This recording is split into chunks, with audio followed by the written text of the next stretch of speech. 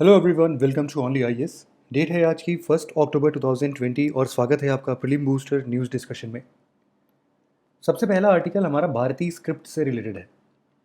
भारतीय स्क्रिप्ट एक प्रकार का लेखनी है। जैसे कि हम लोग हिंदी में अ, ऐसे कुछ लिखते हैं, ऐसा ही एक स्क्रिप्ट है जिसका नाम रखा गया है भारती। भारती एक काफ़ी easy language, easy to learn method से ये स्क्रिप्ट को डिज़ाइन किया गया है। बहुत सारी इंडियन लैंग्वेजेस का समागम है, आप यूँ बोल सकते हैं। इसमें बहुत सारे दूसरे इंडियन लैंग्वेजेस को यूज़ किया गया है। मैं बहुत सिंपल सा एग्जांपल देता हूँ। जैसे कि हम लोग सिंपल सा जब हम लोग हिंदी के वॉवेल्स पढ़ते हैं तो हम लोग उसमें कुछ कॉन्सोनेंट्स रखते हैं, कुछ वॉवेल्स रखते हैं। उसी तरीके से इसमें भी कुछ भारतीय स्क्रिप्ट में भी ऐसा ही रखा गया है। सिमिलैरिटी बहुत ज़्यादा है। जैसे कि हम लोग आ के बाद ई में तुरंत ही चेंज कर देते हैं, इसमें ऐसा कुछ नहीं होगा। यूजुअली अगर हम लोग आ पढ़ेंगे तो हर जगह ये कॉमन सिंबल हमें मिलेगा ही। बस छोटी छोटी चीज़ें होंगी, जैसे कि ऐसे लिखा है, आ लिखने के लिए हम इसके ऊपर एक छोटी सी ऐसी हॉरिजॉन्टल लाइन खींच देंगे तो ये आ हो जाएगा। मतलब इस तरीके की एक स्क्रिप्ट बनाई गई है जिसको हम लोग भारतीय स्क्रिप्ट का नाम दे रहे हैं। बहुत ही सिंपल है, इजी टू लर्न है। कोई भी बच्चा, छोटा बच्चा भी हो, वो अपना नाम लिखना या फिर कुछ भी हो इस स्क्रिप्ट में बहुत आसानी से सीख सकता है। किसी को भी पढ़ना लिखना इस स्क्रिप्ट में होगा तो वो बहुत तेज़ी से सीख सकेगा। इसमें हिंदी, मराठी, तमिल, तेलुगु, गुजराती, पंजाबी, बंगाली, ओरिया, कन्नड़, मलयालम, इन सब लैंग्वेजेस का सपोर्ट है। टेक्नोलॉजी की बात करें तो इसके साथ ही साथ यहाँ पर एक ऑप्टिकल कैरेक्टर रिकॉग्निशन भी लगाया गया है। मतलब कि जिस टीम ने इसको बिल्ड किया था, आईआईटी मद्रास की श्रीनिवास चक्रवर्ती टीम ने, इन्होंने क्या किया है कि एक ऐसा मेथड डेवलप किया है जिससे कि एक ऑप्टिकल कैरेक्टर रिकॉग्निशन स्कीम के साथ साथ किसी भी लैंग्वेज में कोई भी ये भारतीय स्क्रिप्ट लिखा होगा तो वो उसको पढ़ लेगा। साथ ही साथ ये एक फिंगर स्पेलिंग मेथड भी लगाएगा। जैसे कि जो भी हियरिंग इम्पेयर्ड पर्सन होते हैं उनके लिए साइन लैंग्वेज बनाना, इसी चीज़ को पढ़ के, भारतीय स्क्रिप्ट को पढ़ के, तो ये भी इसके अंदर इंक्लूडेड है। रिलेटेड एप्लीकेशंस भी आ गए हैं, जैसे कि भारती का हैंड राइटिंग कीबोर्ड, मतलब कि जैसा हम लोग के मोबाइल में कीपैड होते हैं या फिर लैपटॉप में कीबोर्ड्स होते हैं, तो उसके जैसे भारती हैंड राइटिंग कीबोर्ड भी आ चुका है, प्लस भारती ट्रांसलिटरेटर भी आ चुका है। सिग्निफिकेंस क्या होगा इस पूरे चीज़ का? हमेशा ये द्वंद्व या ये युद्ध बना रहता है कि ये साउथ इंडियन की लैंग्वेज है, ये नॉर्थ इंडिया की लैंग्वेज है, ये नॉर्थ ईस्ट की लैंग्वेज है। यहाँ पर वन नेशन वन स्क्रिप्ट की बात होगी, तो इससे जितने भी नेक्स्ट जनरेशन के इंडियंस हैं वो सब लोग एक लैंग्वेज सीखेंगे, भारतीय स्क्रिप्ट। ठीक है। अगला इंपॉर्टेंट आर्टिकल हमारा भगत सिंह से रिलेटेड है। इनका कहना था कि आप मुझे तो मार सकते हो लेकिन मेरे आइडियाज़ को नहीं मार सकते हो। आप मेरी बॉडी को क्रश कर सकते हो, कुचल सकते हो, लेकिन मेरे अंदर की आत्मा को नहीं कुचल सकते। इसी महान इंसान का बर्थ एनिवर्सरी 28 सितंबर को सेलिब्रेट किया गया। बात करते हैं भगत सिंह की। शुरुआती दिनों में ये गांधी जी से काफ़ी इन्फ्लुएंस थे और इन्होंने नॉन कॉपरेशन मूवमेंट में महात्मा गांधी का पूरा सपोर्ट दिया। लेकिन जब गांधी जी ने चौरी चौरा इंसिडेंट के बाद इस मूवमेंट को हटा दिया, तब भगत सिंह ने रिवॉल्यूशनरी नेशनलिज्म में पार्टिसिपेट करना स्टार्ट किया। बात करते हैं भगत सिंह कौन कौन से एसोसिएशंस के साथ जुड़े हुए थे। इसमें से सबसे पहला है सचिंद्रनाथ सान्याल के द्वारा बनाया गया हिंदुस्तान रिपब्लिकन एसोसिएशन, एचआरए के साथ 1924 में कानपुर के अंदर ये जुड़े रहे। 1925 में ये लाहौर वापस लौट गए और वहाँ पर इन्होंने नौजवान भारत सभा में पार्टिसिपेट किया। ये एक प्रकार का मिलिटेंट यूथ ऑर्गेनाइजेशन हुआ करता था। 1928 में ये सुखदेव चंद्रशेखर आज़ाद और कई लोगों के साथ मिलकर Hindustan socialist Republican association, HSRA के साथ भी एसोसिएटेड रहे। बाद में लाहौर स्टूडेंट यूनियन के अंदर भगत सिंह और सुखदेव दोनों एक साथ रहे। रिवॉल्यूशनरी एक्टिविटीज़ जिसके अंदर भगत सिंह इन्वॉल्व रहे वो है, एक तो लाहौर कॉन्स्पिरेसी केस, आप सबको पता होगा। इसके अलावा इन्होंने सेंट्रल असेंबली में बॉम्ब भी फेंका था 1929 में।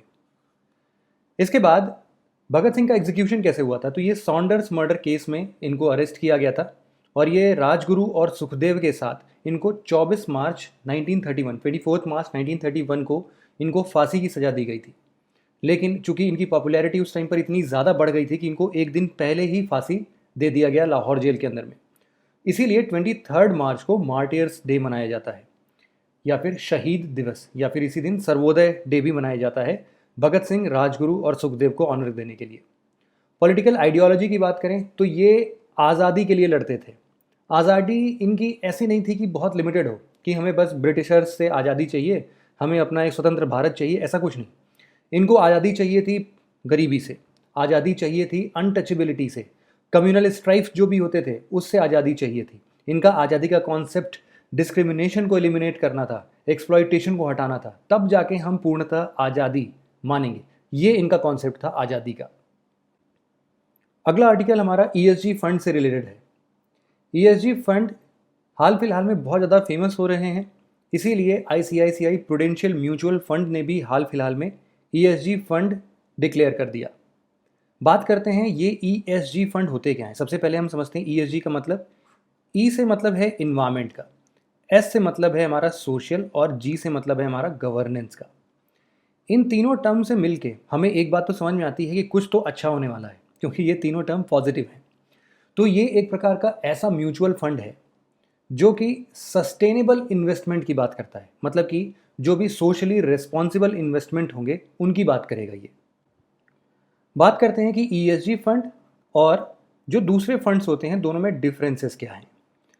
नॉर्मल फंड्स जैसे कि जो भी म्यूचुअल फंड्स होते हैं वो कौन सी कंपनी में अपना शेयर लगाएंगे, वो देखेंगे कि भाई किसका स्टॉक खूब बढ़िया चल रहा है, साथ ही साथ वो देखेंगे कि कौन ज़्यादा कमा के हमें दे सकता है, जिसका मैनेजमेंट क्वालिटी एकदम सुपीरियर हो, साथ ही साथ उसका कैश फ्लो साल भर का एकदम बढ़िया हो, खूब बढ़िया कंपटीशन में आगे हो, हर जगह ऑपरेट कर रहा हो, बिजनेस उसका फल फूल रहा हो, ऐसे कंपनीज में म्यूचुअल फंड इन्वेस्ट कर देंगे। ठीक है, तो ये तो नॉर्मल म्यूचुअल फंड हो गया। लेकिन अगर हम लोग ईएसजी फंड की बात करते हैं, इन्वायरमेंट सोशल और गवर्नेंस फंड की बात करते हैं, तो ये उन कंपनीज को सबसे पहले शॉर्टलिस्ट करता है जो कि ऐसा काम करते हैं जिससे इन्वायरमेंट या तो बच रहा है, प्रोटेक्ट हो रहा है, या फिर वो स्पेशल टास्क अपने लिए रखते हैं जिससे कि इन्वायरमेंट को पोल्यूट ही ना कर रहे हों, अपनी पूरी की पूरी सोशल रिस्पॉन्सिबिलिटी को निभा रहे हों, कॉरपोरेट गवर्नेंस में अपना पूरा योगदान दे रहे हों। ऐसे कंपनीज को शॉर्टलिस्ट करता है और फिर उनमें देखता है कि कौन सबसे अच्छे फाइनेंशियल फैक्टर्स के बेसिस पर हमें प्रॉफिट दे सकते हैं। मतलब सबसे पहले हमारा इन्वायरमेंट का सेक्टर, सोशल रिस्पॉन्सिबिलिटी का, कॉरपोरेट गवर्नेंस का, पहले हम ये देखेंगे, उसके बाद हम देखेंगे कि ये कंपनी हमें कितना प्रॉफिट दे सकता है। तो ये बेसिक डिफरेंस है ईएसजी फंड और दूसरे म्यूचुअल फंड्स में। यहाँ पर बात होती है कंसाइंस की, कि जिस कंपनी में हम पैसा लगा के कमा रहे हैं, कहीं वो इन्वायरमेंट को डिग्रेड करके तो हमें पैसे नहीं दे रहा है। इसीलिए हम इसमें इन्वायरमेंटल फ्रेंडली प्रैक्टिसेस देखते हैं, हम लोग एथिकल बिजनेस की बात करते हैं, हम लोग एम्प्लॉय फ्रेंडली कल्चर या रिकॉर्ड की बात करते हैं। ईएसजी फंड्स को रेगुलेट कौन करता है, तो सेबी ही रेगुलेट करता है, Securities and Exchange Board of India. पहला ESG mutual fund State Bank of India ने मैग्नम इक्विटी ईएसजी फंड के नाम से निकाला था। गंगा नदी में पॉल्यूशन को कम करेंगे, दूसरा ये कि साथ ही साथ उसके आसपास के जो भी एरियाज होंगे उसको हम लोग कंजर्व भी करेंगे और रेजुवेनेट मतलब वापस से सजाएंगे भी। इस पूरे प्रोग्राम को मिनिस्ट्री ऑफ जल शक्ति के अंडर में ऑपरेट किया जा रहा है। इसकी इम्प्लीमेंटिंग एजेंसी है national mission for clean Ganga NMCG, और साथ में स्टेट के अंदर में जो भी काउंटर पार्ट ऑर्गेनाइजेशंस होते हैं जैसे कि स्टेट प्रोग्राम मैनेजमेंट ग्रुप्स, वो इनको इम्प्लीमेंट करते हैं। ये जो एनएमसीजी है, national mission for clean Ganga, ये नेशनल गंगा काउंसिल 2016 के अंदर का एक विंग है। नेशनल गंगा काउंसिल एक्चुअल में इसके पहले 2016 से पहले एक National Ganga River Basin Authority NRGBA हुआ करता था। इसको रिप्लेस करके नेशनल गंगा काउंसिल आई थी, जिसके अंदर का एक छोटा सा विंग है national mission for clean Ganga, जो कि नमामि गंगे प्रोग्राम को इम्प्लीमेंट करती है। समझ में आ गया? इसी लाइन को एक बार वापस से सुन लीजिए। मैंने बोला है कि 2016 से पहले national Ganga River Basin authority हुआ करता था, उसको रिप्लेस करके नेशनल गंगा काउंसिल आया। नेशनल गंगा काउंसिल का एक छोटा सा हिस्सा है national mission for clean Ganga, और यही नमामि गंगे प्रोजेक्ट को इम्प्लीमेंट करती है। ये जो नेशनल गंगा काउंसिल जिसको अक्टूबर 2016 में क्रिएट किया गया था, इसको river Ganga rejuvenation protection and management authorities order 2016 से बनाया गया था। इसको प्राइम मिनिस्टर हेड करते हैं। सेंट्रली फंडेड है, नॉन लैप्सेबल कॉर्पस है इसका, कि एक साल में पैसा खर्च नहीं हुआ तो ऐसा नहीं है कि जितना पैसा मिला था वो चला जाएगा, वो अगले साल एड ऑन हो जाएगा। और इसके अंदर लगभग 288 प्रोजेक्ट्स हैं और उन सभी के लिए अप्रॉक्सीमेटली 20,000 करोड़ का फंडिंग दिया गया है।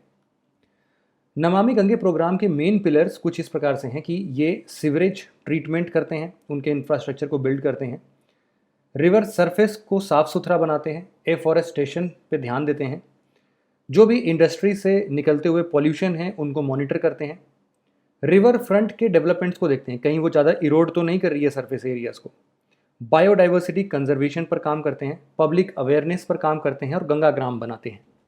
अगला आर्टिकल हमारा लायन टेल्ड मकाकू से रिलेटेड है। आप यहाँ पर इनकी फ़ोटो देख सकते हैं। द फेमस लायन टेल्ड मकाकू, इनको 6वीं बार IUCN के रेड लिस्ट में इंडेंजर्ड घोषित किया गया है। क्यों? क्योंकि इनका हैबिटेट लॉस दिन पर दिन बढ़ता ही जा रहा है।